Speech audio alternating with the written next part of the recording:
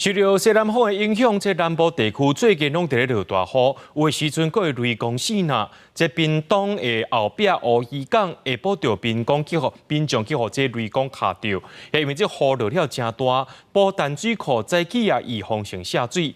若讲到这晚近阿人伊古道附近这入口的阿摩图步道，顶个月底到单也因为这风台，搁再加上大水雨，规个山架是拢梆梆落来。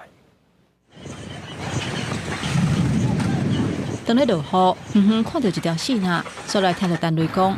受到西南风的影响，南部最近落大雨，还阁不时雷公线啊。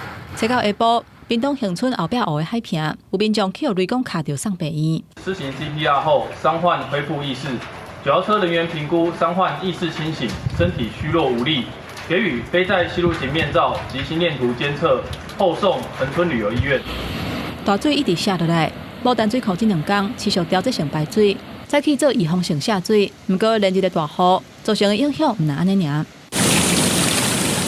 山壁出现细条的水墙，多数在风台过了后，船团顶个月28，伫玉海观音片自然保留区边界，看到边坡土石绑起落伫步道的情形，还有规片的拿豆怎安尼处理。船团怀疑是牡丹乡公所3月初起步道的时阵无做生态检核，才会发生这个情形。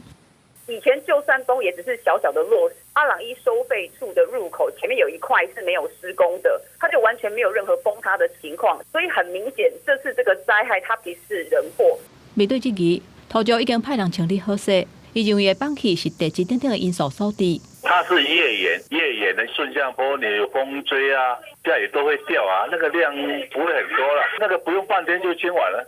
大雨对高雄屏东的影响是真大。高雄南环公路、明北溪路桥的便桥、甲溪底安坑的便道，拢因为水崩山受损长。早起派几啊只怪手，持续伫溪埔抢修便道。因目前桃园区拉湖兰等等3个里，对外交通敢若开放居民伫管制西单国家路的，不过民众感觉真无利便。呼吁政府必须要尊重人权啊！那我们3个里的要求就是希望能够在 24小时自由通行。针对这点，甲先工务段表示，步道是紧急卫生的通道，考虑安全问题，无法度全面开放。不过半暝若是有紧急的状况，会当机动性解放通行，嘛会加派卡手甲机具专力来修理。希望12便道会当通行，9月底的时阵，便桥会当修理好势来使用。记者综合报道。